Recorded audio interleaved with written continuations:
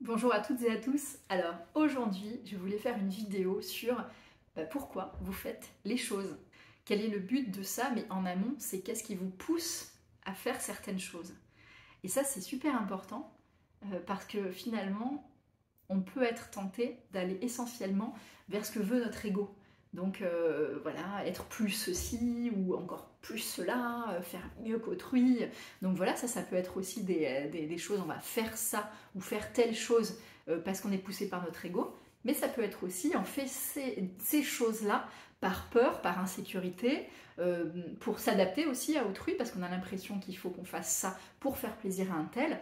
Et donc, pourquoi fait-on les choses? C'est vraiment important de poser le doigt dessus, parce que ce qu'on va faire avec intention, avec amour, avec joie, avec notre liberté d'être, forcément ça va marcher, ça va rayonner, ça va résonner.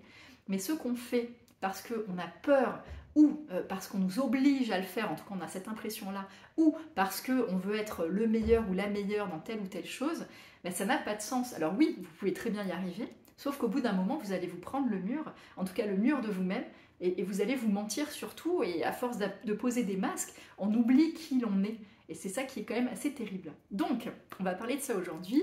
Pour celles et ceux qui ne me connaissent pas, je m'appelle Hélène Picot, je suis coach en reconversion, créatrice de la méthode Rêver, Oser, Foncer, et aussi du programme La Magie dans ta vie. Donc depuis plus de 10 ans, j'ai accompagné des milliers de personnes dans plus de 15 pays, mais c'est pas le sujet. Donc aujourd'hui, comme je l'ai dit, on va voir qu'est-ce qui vous pousse à faire les choses, pourquoi vous les faites, et comment faire pour justement ne plus aller dans des travers, en fait, dans certains de vos travers. Donc, soyez hyper lucide avant de commencer quelque chose, avant de commencer une nouvelle activité professionnelle, avant même de décider d'aller au cinéma avec une amie, avant de faire quoi que ce soit, donc autant des grandes choses que des petites choses, demandez-vous pourquoi je le fais et est-ce que ça me met véritablement en joie. Et vous allez, en répondant à ces deux questions, donc pourquoi je le fais, est-ce que ça me met vraiment en joie, vous allez voir que ça passe au tamis énormément de choses. Pourquoi je le fais? Est-ce que je le fais par peur de ne pas être aimé par la personne? Est-ce que je le fais parce que finalement c'est mon ego qui me dit vas-y fais ça parce que du coup tu vas mieux je sais pas, réussir telle ou telle chose ou tu seras meilleur que l'autre? Est-ce que c'est... Donc vraiment, toujours demandez-vous voilà, pourquoi vous le faites et ensuite est-ce que ça vous met en joie? Il y a énormément de choses, vraiment si on ne se ment pas à soi-même, que vous pouvez faire et finalement ça ne vous fait pas du tout kiffer quoi. Et donc ça peut déjà partir par le travail, hein. Donc si vous faites un travail qui ne vous plaît pas, il y a un moment, justement, pourquoi pas faire le programme Rêver, Oser, Foncer, ça ira mieux. Mais bon, sans passer par le programme, déjà demandez-vous, est-ce que ça me plaît vraiment? Est-ce que je le fais parce que j'ai peur de ne pas avoir assez de sous à la fin du mois? Est-ce que je le fais parce que finalement, dans le statut social, c'est bien, alors ça me fait pas rêver, mais au final, j'y trouve mon compte parce que c'est assez prestigieux, donc ça encore, c'est l'ego. Donc regardez à chaque fois, est-ce que ça vous met en joie et pourquoi vous le faites? Et vous allez voir que ça change complètement la donne à partir du moment où vous allez répondre positivement à ces deux choses. Pourquoi je le fais? Parce que ça me fait vraiment envie. Et est-ce que ça me met en joie? Oui, carrément. Donc allez-y, foncez. Et vous allez voir que vous déplacerez réellement des montagnes à partir du moment où vous faites des choses qui vous mettent en joie.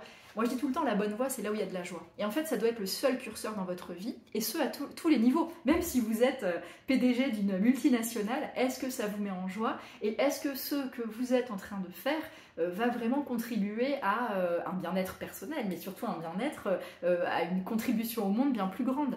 Et ça, quel que soit notre niveau dans la société, entre guillemets, un niveau, parce que bon, pour moi, il n'y a pas de niveau, il y a des niveaux de conscience, mais il n'y a pas de niveau en tant que tel de l'un est meilleur que l'autre. Et du coup, demandez-vous vraiment tout ça et vous allez voir que vous pouvez vraiment déplacer des montagnes et surtout ne plus vous mentir à vous-même parce que vous allez vous reconnecter à qui vous êtes. À partir du moment où vous répondez à ça, oui, ça me met en joie, c'est que c'est vous, c'est votre âme, c'est un élan du cœur qui vous appelle. Donc oui, c'est le bon chemin et allez-y quoi.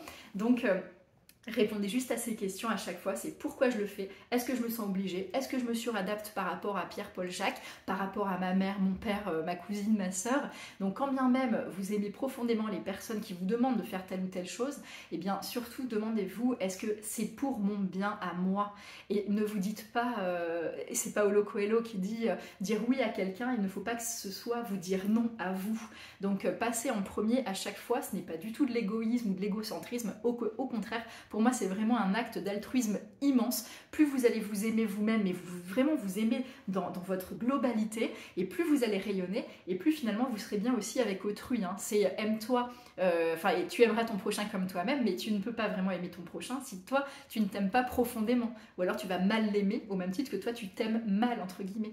Et s'aimer, c'est pas aimer juste les parties lumineuses et rayonnantes en nous. Hein. S'aimer, c'est vraiment aimer aussi nos zones d'ombre, c'est aimer les moments où on est des petits êtres humains, parfois pas du tout dans notre belle lumière, où on passe des zones d'ombre et tout ça. Et aussi, voilà, c'est ça, c'est accepter ça. Et c'est aussi aimer et embrasser pleinement ces zones d'ombre, parce que si on n'est que dans la recherche de la lumière à l'intérieur de nous, en essayant de mettre le tapis sous nos zones d'ombre, c'est pas ça, hein, rentrer dans la conscience et la spiritualité. Il faut embrasser notre être dans sa globalité, et là vous allez voir que vous serez pleinement rayonnant et surtout pleinement sécure à l'intérieur de vous.